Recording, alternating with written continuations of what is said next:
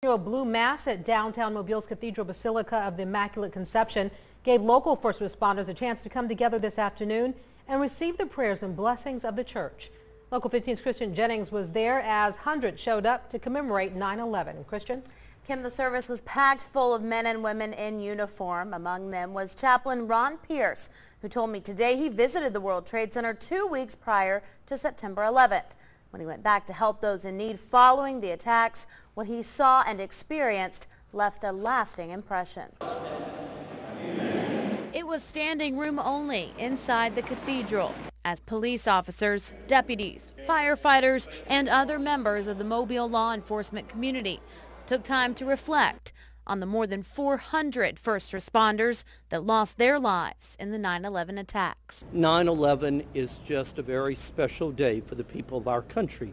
It's a day that we remember a tragic, horrific event, but also we remember how important the first responders are to our country. We should never ever forget. I was one of the chaplains that worked the 16 acres of Ground Zero. Ron Pierce serves as chaplain of the Mobile County Sheriff's Office. 13 years ago, he devoted nearly 6 months of his life to helping families and first responders in New York City. We were there for whatever they needed.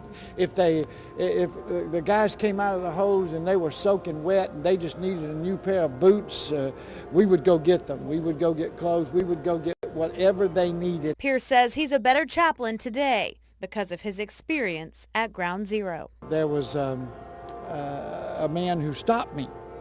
And he said, Chaplain, will you pray for me? He said, my best friend is in there. So I knelt down with him and prayed with him, and all of a sudden I realized this traffic had stopped. The people had just literally stopped because we were kneeling and praying. His hope is that our nation will never stop praying and always remember the people who died at the hands of evil. Because there's always a threat out there for it to happen again. Today's Blue Mass was also an opportunity to teach our youth about that fateful day that changed all of our lives. Children from several area Catholic schools were also in attendance. Kim?